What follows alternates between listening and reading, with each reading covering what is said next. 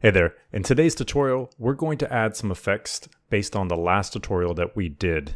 You're going to be able to make your buttons fly in from the bottom or from the side, and it's a building block so you can continue to add the effects that you want on your menu. Keep in mind this is based on code that was done in the previous video, so if you want to go check that out, the link is in the description below. So let's get started. All right, to get started, we're going to change a couple of variables here real quick from the previous episode. The first one I'm going to do is change this button height to 24. And let's go to the font main over here on the right and change it to 14. That's really all we're going to change there. Now we're going to add some extra variables for the box heights and the widths of the buttons. So let's do this. Button width W is equal to 256 in this case. And we're going to do a button padding. And it's equal to 8 pixels. The button padding is how much space between buttons. So if the height of the button is 24, if we didn't have any padding between the buttons, all the buttons would just be drawn together. So this is how much space between those. Okay. That's really it for the new variables here. We're going to go to the drawing and we're going to go ahead and draw the boxes that we need. There's a couple things we're going to change here too though. I'm going to do a draw set align, vertical align. FA middle. So this will draw things in the middle vertically. And then we're gonna go in here and create a couple new variables. One is gonna be XX, and we're gonna make that equal to menu X. So we already have menu X here, but we're gonna change this to XX. The reason is because we're gonna use the calculations that we may use here in the future in multiple places. So we don't want the logic down here in just the draw text. We're gonna move it all up here. And then we're going to do a YY is equal to menu Y plus, in parentheses, we're going to do button H plus the padding that we just talked about, button padding, and multiply that times I right there. And that's, we're going to replace all this right here with YY. Okay, now we can draw our box. We're going to first set the color. So we'll just copy this right here, this draw set color. We want the color of the rectangle to be a dark gray. So CD dark gray right there. And we're going to do draw set or draw rectangle. And it takes in these variables, X1, Y1, X2, Y2, and outline. So the X1 is how far to the left do we start drawing it, while the X2 is how far to the right do we stop drawing it. Same for Y1. Y1's how far do we start on the vertical to start drawing it. Y2 is where we stop. And outline is just whether or not you want it to be only an outline, or saying false would make that fill in with a color.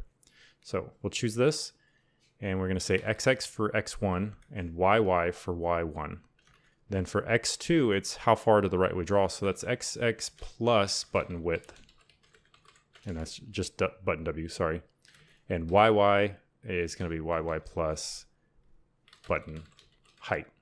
And we're going to say false on that, and we'll end that. So this is going to draw the rectangle on the screen. There will be a problem if we don't change this. When we go to the draw text, this is not going to draw it centered on the rectangle, but that's easy to fix. You say plus button width divided by 2. So it's going to add half the width to the XX to draw it in the center. We're going to do the same thing for YY. So plus button height divided by 2. If we go ahead and do this, you're going to see that it has the gray boxes with the text drawn in the middle. Okay. Now we're going to add the animation for drawing the boxes like they're flying up onto the screen. So we're going to need some extra stuff here to do that. First, we're going to go here and do a repeat. We're going to loop through all the buttons and set up a variable. We're going to do that by doing var I equals 0. And we're going to say repeat buttons. And remember from the last video that buttons is how many of these options we have in the button menu.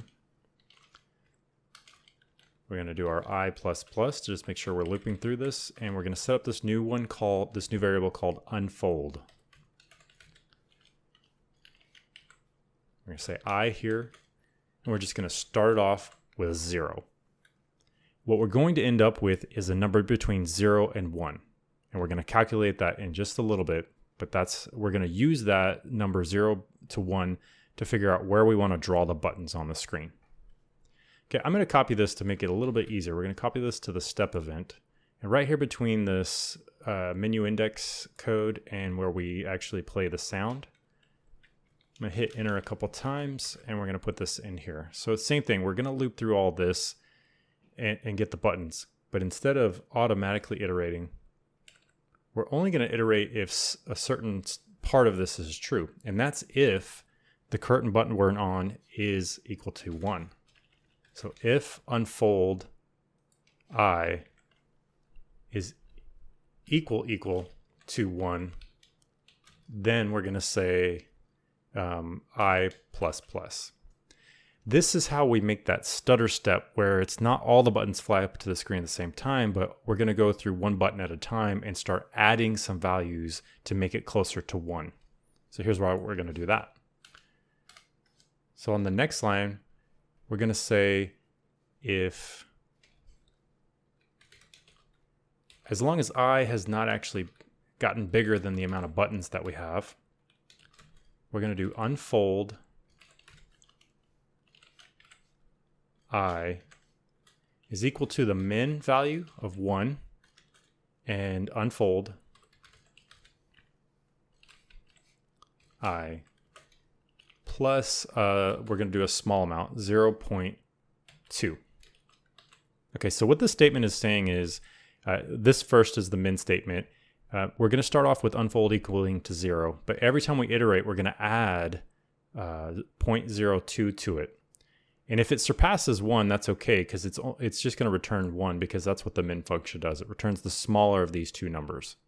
And we're going to add that here to the fold. So this is going to slowly increment this value closer to 1.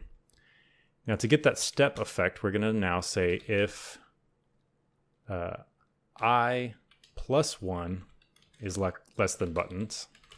So now we're going to go down to the next button on the list. And we're going to do the same thing. We're going to say unfold I plus 1 is basically this same statement here. We're just going to copy this min statement. But don't forget here, on this unfold, we're going to say plus 1. And we're going to make this a smaller number. We're going to say 0.5. Okay, so what is this doing? So the buttons below it are all going to move at a slower pace than the one closer to the top. So this gives a cool effect. They start slowly moving, and then the buttons closer to the top that are closer to already being 1, or the next one is going to move a little bit faster. So that's what these do. So all we're doing is setting the values 0 to 1 on unfold. Now, how do we draw this? How does this affect the drawing? Go back to the drawing here, and we're going to add it to this YY. And this will be interesting. Let me walk you through this. What we're going to do is we're going to add a number here. This is how far down we want to start drawing the menu items below where it should be. So I'm going to add 256 to make it draw 256 pixels shorter, or further down, I should say. And then we're going to multiply that number times this little equation here that'll be interesting to explain. So we're going to multiply it times 1 minus unfold I. Okay, so how does this work? Okay, so what we're doing is we're trying to get a number between 1 and 0 here and multiply it times here. So if the number that gets returned here is 1 and we multiply that times 256, that means it's going to draw all the way the 256 pixels down. So when does that happen? That's when this number is 0, which is what unfold starts off as. So 1 minus 0 is going to equal 1. Multiply that times 256, and it's drawn 256 pixels below. As it increments and it adds that 0.2 or that 0.005, it slowly starts moving its way towards 1. And let's say it gets halfway. We're at 0.5. So 1 minus 0.5 is going to be 0.5 multiplied by 256 is 128. So it's halfway up there. And when this number finally gets to 1 here on unfolds, 1 minus 1 is 0, times 256 is 0, so we don't add anything to it, and it's going to be in the position that's supposed to be in. I hope that makes sense. Let me know if you have questions. I think it makes sense. Let's run it. There you go. So now you see those sliding up one by one. So one thing we could do here, I'm going to add so we can run it multiple times just so I can show you guys. We're going to do on key pressed, let's just say space. And we're going to do a game restart. And this will let us hit the space button and let it reload again so you can watch it multiple times. Okay, so as you can see, it gives that cool unfolding effect, or folding, if you will, so they fly in. So what if you want these to come from the side? Well, that's easy. You can do the draw effect here, and instead of affecting the YY here, we can actually move this over to the XX. So we would say, let's just move this to here and run this. So now they come sliding in from the side. And you can change all these values to give different effects. And if you want it to come in from the left, you would say minus.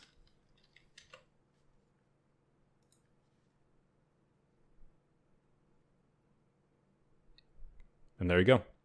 So there's some cool, simple effects that you can add. You can play with the numbers and make it your own. All right, that does it for this tutorial. In the next episode, we're going to cover how to add particles to your menu effects, which can add some really cool things to it. So check that out coming up in the next week. Also, just a quick shout out, I have a Patreon page that has a list of all the tutorials and extra code tips and tricks that I do, so go check that out. And if you want to, you can support this channel and the content that I produce. All right, thanks again for watching, and I'll see you guys in the next episode.